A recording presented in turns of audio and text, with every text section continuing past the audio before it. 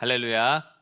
네, 오늘도 주회전에 나오신 우리 모든 성도님들 주님의 이름으로 환영하고 축복합니다. 우리 옆에 있는 분들과 인사할까요? 추운 날씨에도 늘 건강하세요.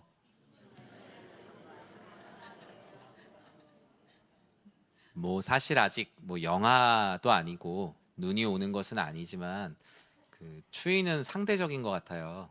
비가 오고 나서 갑자기 많이 좀 쌀쌀해졌는데 건강 관리 잘 하셔서 계절이 주는 하나님의 은혜와 축복을 많이 누리는 우리 성도님들 되시길 진심으로 축복합니다.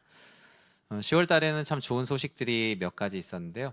여러분 보실 때 왼편에 가운데 목사 안수 가운을 입고 있는 분은 올해 우리 여름 몽골 단기 선교를 갔던 몽골 기쁨의 교회를 담임하시는 이제는 바타르수 목사님이죠.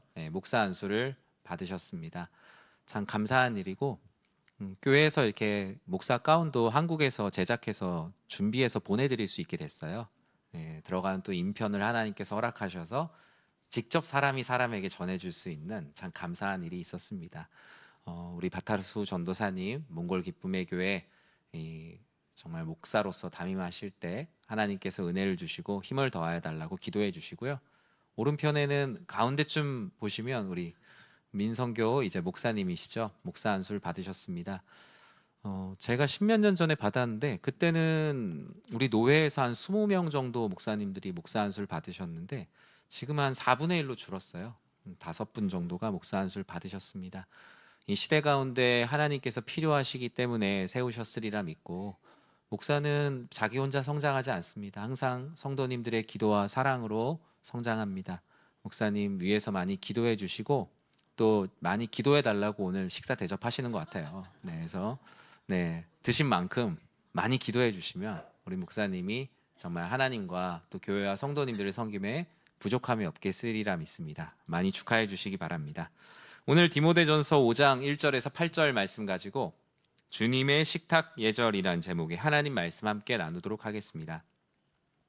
초대교회 때부터 교회와 성도는 이 세 가지를 꼭 해야 교회다운 교회, 성도다운 성도라고 했어요.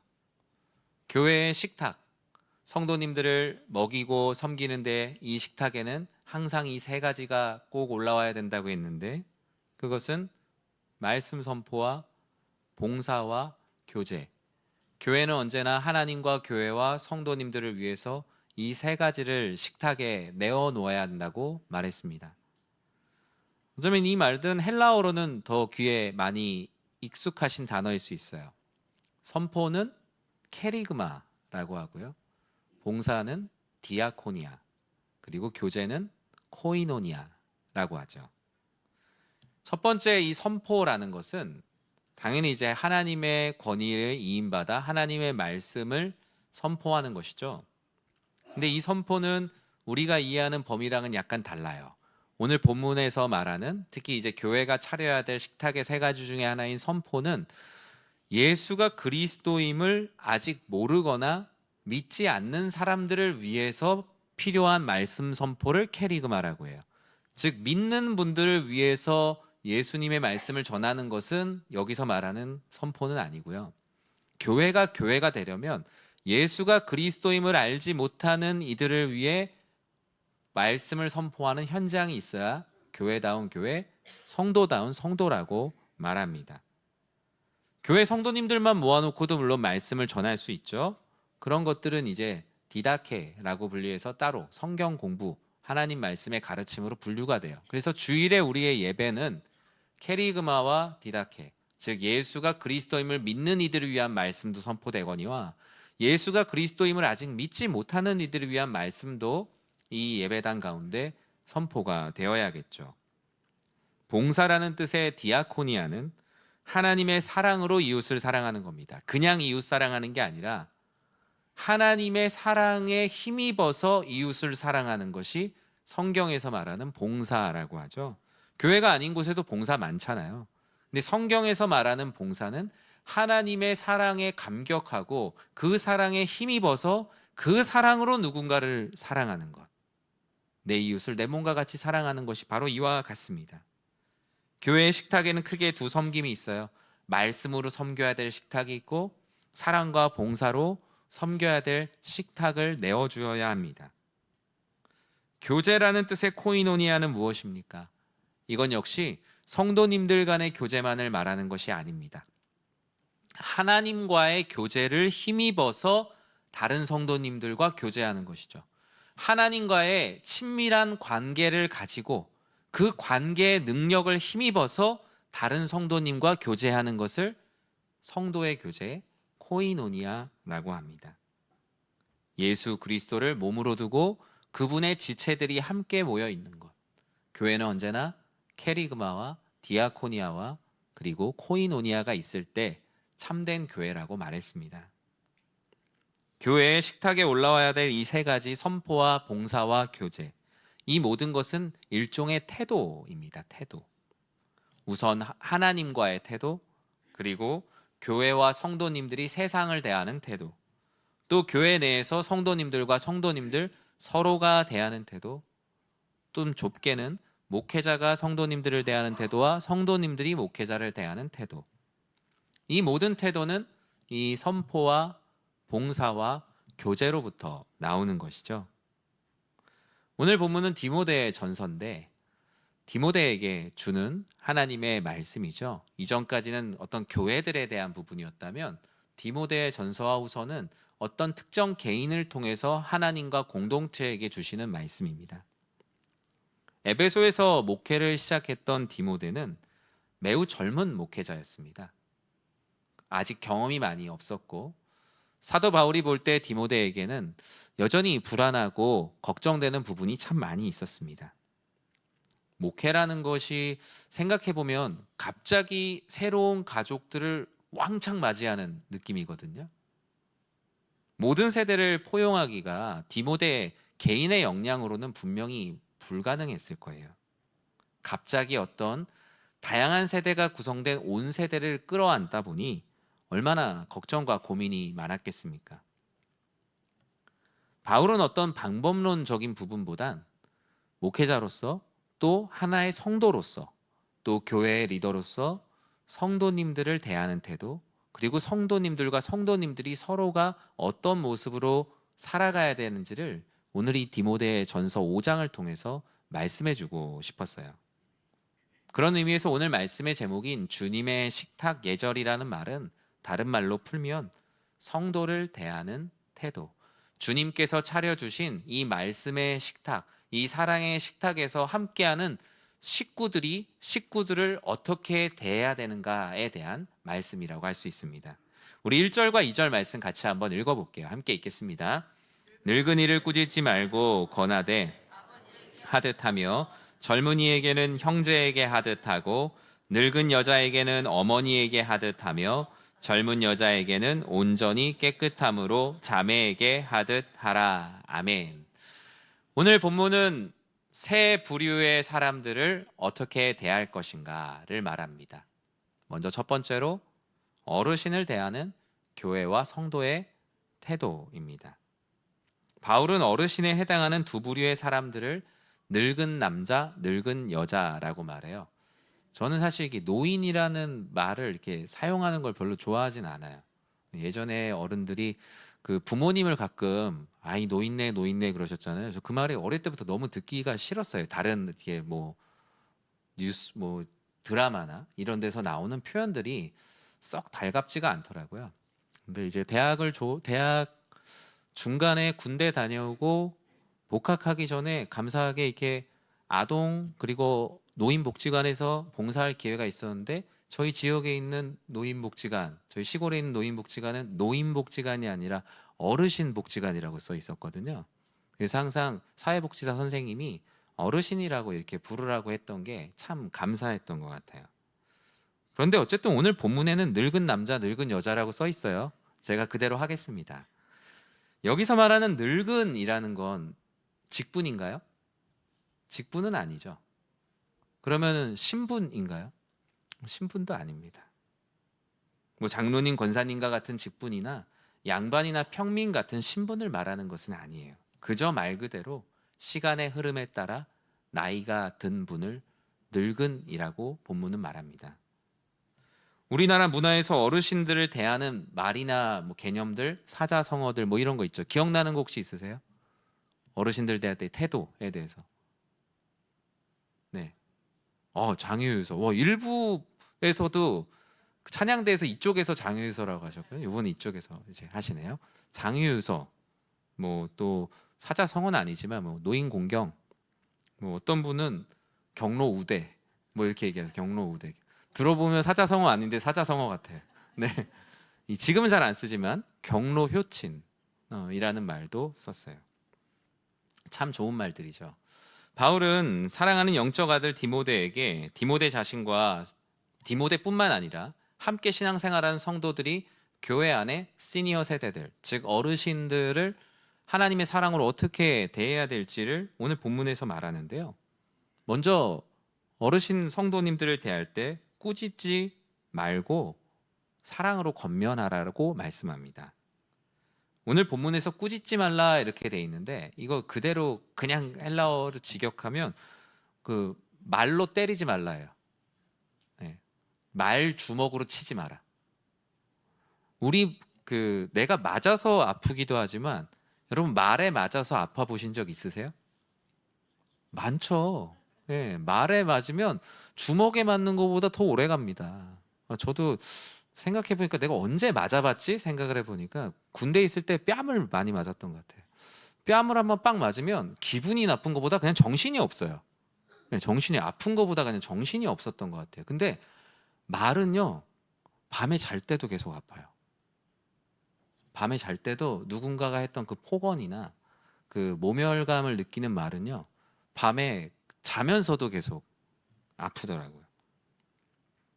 사랑하는 성도 여러분, 우리가 교회 안에 나보다 상대적으로 또 어르신 성도님들을 대할 때 우리는 효로 대하는 것이 아니라 성경은 하나님의 성품과 그리스도의 성품으로 대하라고 말씀합니다. 너희에게 너희 나라에 효라는 문화가 있기 때문에 그와 같이 하라는 것이 아니라 장유유서나 뭐 경로 효친 때문에 하는 게 아니라 이것은 내가 너희에게 하는 명령이라고 하나님은 말씀하세요. 하나님 말씀이 그 노인 공경이라는 문화 속에 갇혀 있는 게 아니라는 것이죠. 우리보다 먼저 하나님이 주신 인생의 때를 달려가고 있는 어르신들에게 여러분 권면하고 싶을 때가 있어요, 없어요? 없으세요? 저는 있어요. 저희 어머니 아버지께서 하고 싶은 말 있어요. 있죠. 당연히 있죠. 그런데 저는 예전에 노인과 바다 읽을 때 거기 안에 그 주인공이 자기가 노인이 되면 다 알 줄 알았는데 다 알 줄 모른다는 걸 되게 겸손하게 표현하는 그냥 지나가는 한 구절이 있어요. 아무도 모든 것을 알 수 없다. 내가 나이가 들면 다 알 줄 알고 이 세상 만사에 정말 젊은 사람보다 더 완전한 사람이 될 줄 알았는데 내가 만났던 어른들은 부단히 노력을 했기 때문에 그게 가능했던 거지 그냥 시간의 흐름에 맡겨서 온전한 사람이 되지 않았다는 걸 자신이 노인이 되었을 때 알게 돼요. 이런 말처럼 어르신이 된다고 해도 세상 모든 것을 다 알 수 없고 사실 내가 젊을 때 없었던 수많은 기술들의 새로운 등장과 함께 오히려 되게 자존감이 떨어지실 때도 있으실 거예요. 제가 교회 앞에 버거킹에 주문 못하는 어른들 주문 많이 해드렸거든요. 앞에 이게 막 뒤에 줄을 서 있으니까 막 이분이 너무 막 힘들어 하시는 거예요. 또 이걸 하다가 중간에 뒤로 돌아가기엔 내가 포기하고 가는 사람 같으니까 끝까지 해보시는 거죠. 참 어려워요. 젊은 세대들도 새로운 기술에 적응하기 되게 어렵습니다. 여러분이 교회 안에서 또 가정에서 만나는 예수를 그리스도로 믿는 어르신 성도님들 대할 때 권면할 상황은 분명히 있어요. 하지만 그때마다 말주먹으로 때리지 마시고 말로 껴안고 말로 품어내는 예수의 사랑으로 나아가는 모든 세대가 되시길 주님의 이름으로 간절히 축원합니다. 교회 안에서도 왜 그런 갈등이 없겠어요? 이전의 세대가 해왔던 사역의 방식들이 있으시겠죠. 그런 부분에서 이 시대랑 분명히 맞지 않는 것도 있겠죠. 그럴 때 사랑으로 권면하는 것이죠. 팩트로 폭행하는 것이 아니라 사랑으로 권면하는 것입니다. 어떻게 하라고 말하죠? 아버지에게 하듯 하라고요. 늙은 여자에게는 어머니에게 하듯 하라고요. 바울은 디모데에게 젊은 목회자로서 성도를 대할 때 다음과 같이 하라고 이미 4장에서 얘기했던 적이 있어요. 4장 12절에 보면 누구든지 내 연소함을 업신여기지 못하게 하고 오직 말과 행실과 사랑과 믿음과 정절에 대하여 믿는 자에게 본이 되라고 했어요. 디모데는 어린 나이에 목회를 시작했습니다. 그런데 그곳에서 자신의 어떤 나이에서의 위치가 있겠죠. 근데 보통 자기가 권위를 세우려고 하면 제일 추한 모습이 뭡니까? 자기가 자기 권위를 세우는 게 제일 추하잖아요. 디모데는 자신의 연소함을 업신여기지 않기 위해서 교회 안에 어떤 제도를 만들지 않았어요. 공동체 안에 나한테 함부로 말하지 마십시오라고 뭐 내규나 규칙을 만들지 않았어요. 바울은 디모데에게 뭐라고 얘기했냐면요. 너는 오직 너의 말, 너의 행실, 성도를 향한 너의 사랑, 하나님을 향한 믿음과 정절을 통하여서 많은 성도들에게 본이 되라고. 그러면 어느 누구도 너의 연소함을 업신여기지 못할 거라고 이야기했어요. 우리가 교회 성도님들을 대하는 것도 마찬가지죠. 어르신들에게 우리가 존대하기 위해서 교회가 내규를 만든다면 되게 슬픈 일이에요. 그렇잖아요. 교회 어르신들을 섬기는 데 있어서 교회가 규정을 만든다면 너무나 안타까운 일이죠. 그저 말과 행실과 사랑과 믿음과 정절에 대하여 믿는 자에게 본이 되는 것이죠. 어르신들도 마찬가지죠. 내가 존중받기 위해서 말씀에 이렇게 쓰여져 있으니까 너희들이 나를 존중해 라고 얘기한다면 되게 슬픈 일이에요.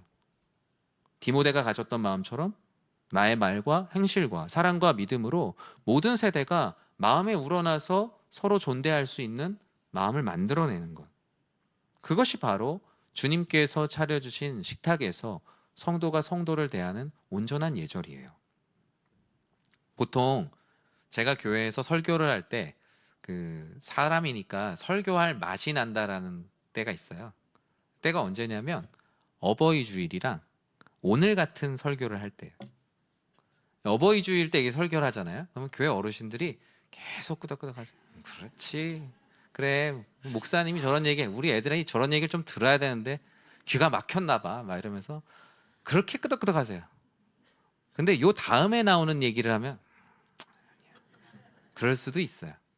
왜냐하면 오늘 본문은 어르신 공경하라는 본문이 아니고 성도가 성도를 교회가 차려준 말씀과 봉사의 식탁에서 어떻게 다루냐기 때문에 본문은 두 번째로 젊은이를 대하는 교회와 성도의 태도를 말합니다. 젊은 남자에게는 형제에게 대하듯 대하고 젊은 여자에게는 자매에게 대하듯 하라. 왜 형제와 자매를 대하듯 하라고 했을까요? 보통 이 말씀을 떠올리면 가족같이 대해라, 뭐 사랑해라, 이 의미가 절반이 있고요. 나머지 절반의 의미가 있는데 그것은 평등과 같은 눈높이에서 서로를 존중하라는 의미가 있습니다. 형제와 자매와 같이 아랫사람으로 여기는 것이 아니라 예수 그리스도께서 부르신 그리스도의 형제요 자매로 서로를 존중하라. 제가 설교 때 예전에 몇 번 얘기했었는데 저희 애들에게 자주 얘기해요. 너는 그리스도 안에서 나랑 형제라고. 애들 별로 안 좋아해요. 왜 형제야? 부모와 자녀인데. 근데 그 말을 하는 이유가 뭐죠? 나는 내가 부모라는 이유로 함부로 대하지 않겠다는 일종의 다짐이에요. 잘 못하지만 자꾸 그렇게 얘기를 내가 해야만 내가 그리스도 안의 형제 자매로서 나의 자녀를 나의 소유로 여기지 않고 존중할 수 있기 때문이에요. 성경에서 누군가 형제 자매로 대하라는 말은 가족으로 대하며 사랑하라는 말과 동시에 평등하게 같은 눈높이에서 나보다 상대적으로 연소한 젊은 성도를 대하라는 말씀입니다. 사람은 누구나 자신보다 연소한 사람을 업신여김까지는 아니어도 조금 쉽게 대하는 경향이 있어요. 우리 교회 유치원 마당에 가도 애들끼리 너 몇 살이야 합니다. 너 몇 살이야? 5살, 6살, 나이 같으면 이제 너 몇 월생이야까지 가죠. 아이들뿐만 초등학교만 가도 아이들에게 학년은 세상입니다. 계급이에요. 양반과 평민보다 정말 이 학년에서 가져오는 이 대단한 이 힘이 있습니다. 생각해보면 대학교 때 1년 선배 해봐야 사실 그놈이 그놈인데 부모님 나를 낳아주신 한 세대 위에 부모님 말씀은 안 듣고 그 1살 선배의 말을 듣는다고 앉아있었던 제가 참 웃겼던 것 같아요. 그뿐만 아니라 회사에서도 직급이나 경험이나 수많은 것들에 우리는 많은 권위를 부여합니다. 저도 말을 그렇게 하면 버릇이 될까봐 저는 이렇게 그 나이가 어린 어린이 청소년 이런 성도님들께도 반말을 잘 안 하거든요. 반말을 하지 말아 달라고 반말을 하지 말아 달라고 할 때까지 해요. 그런데 상대가 불편하면 물론 바꾸죠. 그런데 나이보다 나이가 어리다고 이게 초면에 그냥 반말을 하는 경우들이 되게 많아서 사회적으로 뉴스에 한 달에 한 번씩은 꼭 나와요. 지난달에도 그 반말을 하다가 그 젊은 사람하고 싸우다가 두 사람이 다 죽었어요. 젊은이 입장에서는 초면에 불쾌하고 심지어 이 어르신을 마음속으로 교양 없는 어르신이라고까지 생각하는 경우도 있다고 하죠. 내가 몇 살 많으니까 편하게 반말해도 되지 라는 말이 그 마음에 어려움이 있는 젊은이들에게는 내가 너보다 몇 살 더 많으니 너는 내가 반말하는 것을 참아야 돼 라고 들린다는 것이죠. 어떤 교회에 이런 이야기가 있었어요. 우리 교회가 아니에요. 한 청년 성도님이 교회에 그 예배 때 주차를 해 놓으셨대요. 근데 이제 교회가 2중, 3중으로 주차를 해야 되는 교회니까 뭐 예배를 드리고 어떤 모임이 있었는지 전화를 좀 늦게 받고 늦게 나온 거죠. 근데 한 어르신 성도님이 잔뜩 화가 난 상태로 그 청년 성도님이 오자마자 야 이거 네 차야? 라고 했대요. 놀래서 죄송합니다. 바로 뺄게요. 죄송합니다. 라고 하면서 차를 막 빼려고 하는데 아니 예배가 끝나면 제깍제깍 나와야지. 요즘 젊은 사람들이 배려가 없어. 이 청년이 집에 가서 되게 후회를 했대요. 무슨 후회를 했을 것 같으세요? 내가 차 빨리 뺄 걸이란 후회했을까요? 아니요. 이거 네 차야 할 때 그 내 차인데? 라고 할 걸. 그걸 후회했대요. 사람은요 잘못을 했는데 잘못과 별개로 내가 존중받지 못하면 내가 잘못한 걸 잊어버리고 내가 존중받지 못한 것을 생각하게 돼요. 여러분, 우리의 연수는 은혜입니다. 은혜. 나이는 내가 노력해서 먹은 게 아니고 나의 공로가 아니에요. 나이는 하나님의 섭리 가운데 주어진 것입니다. 여러분, 옆에 있는 분이 나보다 한 살 더 많아서 저분이 나의 형만 아니었으면 하는 경우도 있을 거예요. 그렇다고 내가 노력해서 그분보다 1년 먼저 태어날 수는 없잖아요. 나이는 노력이 아니에요. 그저 하나님께서 하나님의 섭리에 따라 먼저 보내는 이들, 나중에 보내는 이들이 있을 뿐이에요. 어르신 성도님들은 젊은 성도님들을 볼 때 같은 눈높이에서 바라봐주는 주님의 마음이 필요합니다. 그래서 젊은 성도님들이 세상에서 배울 수 없는 것들을 교회에서 배워야죠. 이 세상에서는 나이는 벼슬이나 권력인데 교회는 다르구나. 교회는 경험과 연륜이 권력이 되는 게 아니라 경험과 연륜으로 나보다 연소한 이들을 위해 헌신하는구나. 이게 교회구나. 저는 우리 교회가 그런 배움이 있는 공동체가 되길 주님의 이름으로 간절히 축원합니다. 특히 본문에선 젊은 여자에 대해서 또 한 가지를 말하죠. 온전히 깨끗함으로 대하라고요. 이 온전히 깨끗함이라는 것은 절대적인 순전함, 깨끗한, 성적으로 깨끗한 마음의 음욕을 품지 않고 대하는 거예요. 이것은 꼭 젊은 여성에게만 해당하는 것이 아니라 성도가 성도를 대할 때 서로를 하나님의 사랑으로 진심으로 대하라는 말씀인 것이죠. 바울은 교회의 이런 어르신과 젊은이라는 세대 간의 구분뿐만 아니라 교회의 가장 연약한 이들 중 한 무리를 거론하고 있습니다. 우리 3절 말씀을 같이 한번 읽어볼게요. 참 과부인 과부를 존대하라. 아멘. 디모데전서 5장은 과부라는 한 특정한 무리를 통하여서 연약한 이를 대하는 교회와 성도의 태도를 보여줍니다.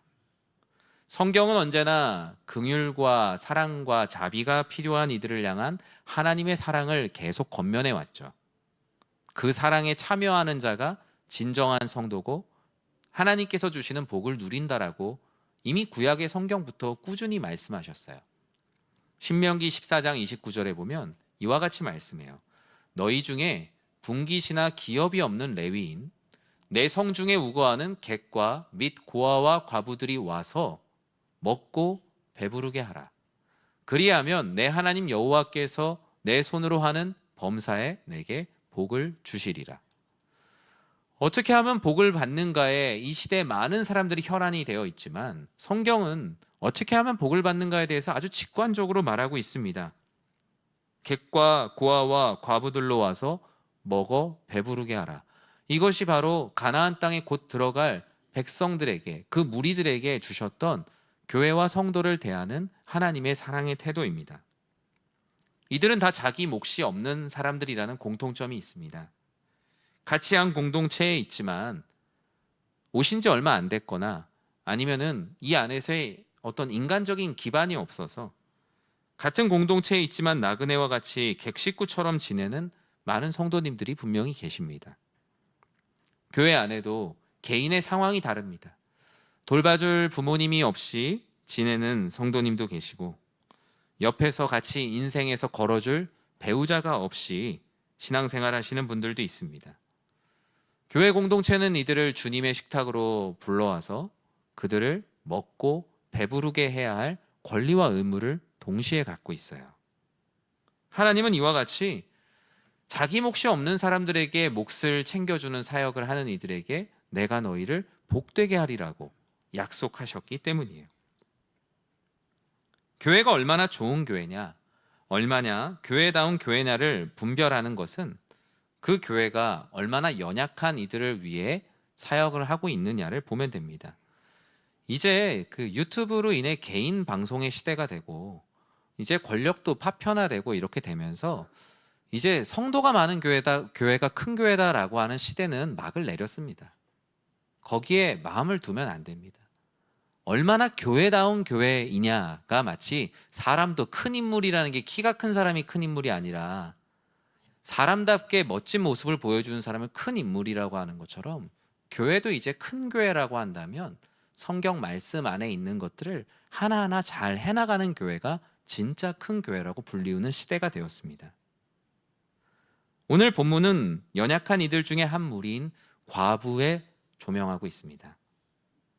우리 교회 안에도 홀로 되신 성도님들이 얼마나 많이 계십니까?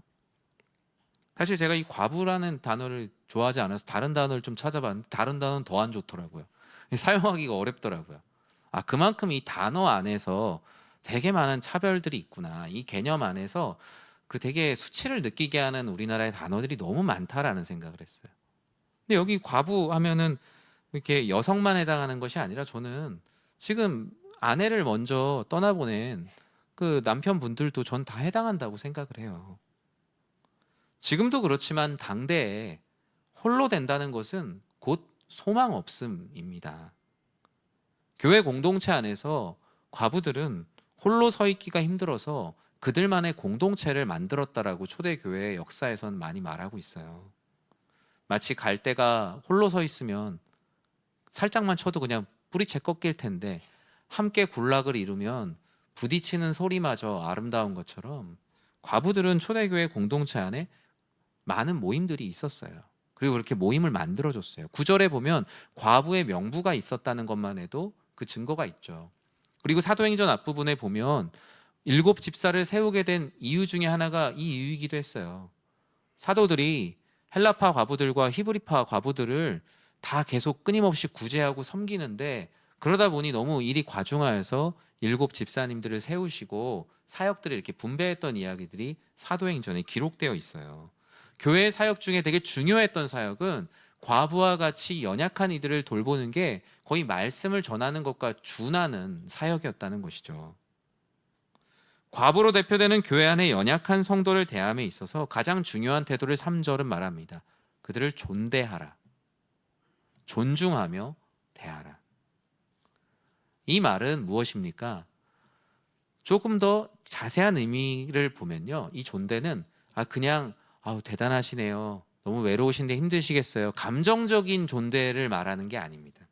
그걸 포함해서 감정적인 존중뿐만 아니라 이들에 대한 구체적인 값을 치르라는 경제적인 존대가 이 안에는 포함이 되어 있어요. 그러니까 교회는 연약한 이들을 위해서 잘 되시길 기도합니다. 많이 힘드시겠어요. 저희가 응원합니다. 이거는 존대하는 게 아니라는 거예요. 반드시 경제적으로, 시간적으로 연약한 이들을 위해서 가치를 지불하는 것까지가 성경에서 말하는 존대입니다. 전에 교회에서 사역을 할 때 교회가 이렇게 한국 교회를 섬기는 일들을 참 많이 했어요. 그 중에 처음 갔을 때 제일 인상적이었던 것은 그 목사님들, 사모님들 중에 이게 사별하시고 홀로 되신 사모님들을 섬기는 교회 사역 파트가 있었어요. 그 사역은 1년에 한 번씩 그 한국 교회에 정말 이렇게 생활이 어렵거나 아니면은 삶을 힘겹게 살아가시는 그 목사님, 사모님들을 한 20분 정도 모시고 그냥 하와이를 가는 거였어요. 하와이에 가서 좋은 거 많이 보여드리고 함께 예배드리고 위로하고 안아주고 품어주는 사역이었어요. 한 분이 살아나니까 그 자녀들의 인생이 살아나더라고요. 목회자 사모님들은 어떻게 보면 독립적인 삶을 못 살아요. 목사님이 교회에서 쫓겨나면 그냥 같이 쫓겨나는 거고, 목사님이 어려워지면 같이 어려워지는 거예요. 근데 그러던 목사님조차 떠나면 아무것도 할 수 없이 버려지는 경우들이 너무나 많아요. 근데 한국 교회가 거기에 대한 무언가가 없었죠. 근데 그 1년에 많지 않지만 교회 역량 안에서 몇 분들이 이렇게 섬겨갔던 사역들이 참 기억에 남아요. 교구 사역을 전에 교회에서 이렇게 하면서 교회 안에 홀로 되신 성도님들을 한번 찾아뵈야겠다라고 했던 것들이 정기적인 사역들로 이렇게 이어지게 됐어요. 제가 담당했던 교구가 어르신들이 많은 교구였거든요. 그래서 한 80 정도로 이렇게 끊어서 홀로 되신 성도님들 가정에 이렇게 찾아갔어요. 이제 성도님이 목사님 왜 오셨어요? 라고 하면 저는 항상 그랬어요. 그냥요. 그냥 왔다고 얘기했어요. 성도님이 뭐가 막 대단히 힘들어서 우리가 이렇게 해서 왔습니다가 아니라 그냥 왔어요. 그냥 아파트 문을 두드리고 만나고 차 한잔하고 그러면서 이렇게 떡이랑 선물 드리면서 항상 건강하시라고, 외롭지 않게 늘 주 안에서 소망을 가지라고 이렇게 홀로 되신 성도님들을 찾아뵀던 기억들이 납니다. 그러면 우리 교회는 이런 성도님들을 어떻게 대해야 될까요? 과부로 대표되는 교회 안에 연약한 이들이 어떤 분들이 있습니까? 몸이 불편해서 예배를 드리러 오지 못하는 분들도 있겠죠. 가족들이 또 형제들이나 자녀들이 신앙생활의 중요함을 알아서 몸이 불편하지만 부모님을 모시고 오는 자녀들도 있지만 신앙생활의 가치를 전혀 못 느끼는 자녀들 많습니다. 어머니가 교회 못 가는 걸로 마음 아파하는 거 모르는 자녀들 많아요. 교회에서까지 신경 못 써주면 그분은 평생 교회 못 오십니다. 그러면 그분을 어떻게 한 번쯤은, 계절별로 한 번쯤은 교회에 모시고 올 수 있을까? 교회는 그 일을 안타까워하는 게 아니라 실제로 해야겠죠. 혼자 사시는 어르신, 또 몸이 아픈 어린이, 청년, 성도님들을 찾아가는 것. 제가 복지관에서 봉사활동할 때 제 메인 사역이 그거였거든요. 독거 노인 어르신 생일 파티. 제가 이렇게 되게 막 활발한 성격은 아닌데 생일 파티 하느라 되게 힘들었는데 생일 파티 해드리고 혼자 사는 우리 어린이, 청소년들 찾아가서 놀이동산 같이 가고 놀러 가고 같이 서점 가고 도시락 갖다 주고. 제가 오토바이 되게 잘 탑니다. 그런데 그런 어떤 것들을 가면 정작 오늘 본문에서도 그 친족을 돌보는 최선을 다하라고 하잖아요. 한 어른이 그 얘기해요. 차라리 나에게 자녀가 없었으면 내가 혜택을 받을 텐데 자녀가 있어서 더 힘들다고. 냉장고에 보니까 물때가 막 4, 5cm씩 있는 걸 보면서 자녀이기 때문에 할 수 없는 일도 있더라고요. 자녀이기 때문에 할 수 있는 일도 있지만 교회가 이런 홀로 되신 성도님들 찾아가서 생일 파티도 해드리고 교회 사역이 그렇게 복잡한 게 아니거든요. 그것이 바로 주님의 식탁에서 함께 먹고 마시는 연약한 성도를 대하는 태도가 아닐까요? 전 여러분들이 그런 용기와 낭만이 있는 성도님들이 되길 진심으로 기도합니다. 교회에 볼 때 행색이 남루한 성도님들이 교회에 오는 경우가 없다면 우리는 심각하게 교회는 반성해야 합니다. 그분들이 과연 올 수 없는 교회인지를 돌아봐야겠죠. 그런 분들에게 따뜻한 밥 한 그릇 대접할 수 있는 교회. 그게 바로 주님의 식탁에서 우리들에게 주시는 참된 예절이요 신앙입니다. 말씀을 맺습니다. 신앙생활이란 말씀의 제목처럼 주님께서 주님의 식탁에 초대해 주신 삶입니다. 그 식탁에서는 주님이 만드신 예절이 있어요. 거기엔 상석이 없습니다. 그저 주님께서 앉으라고 하신 곳에 앉아서 옆에 있는 분들을 사랑하고 섬기며 나아가는 것이 주님의 식탁과 같은 교회와 가정의 모습입니다.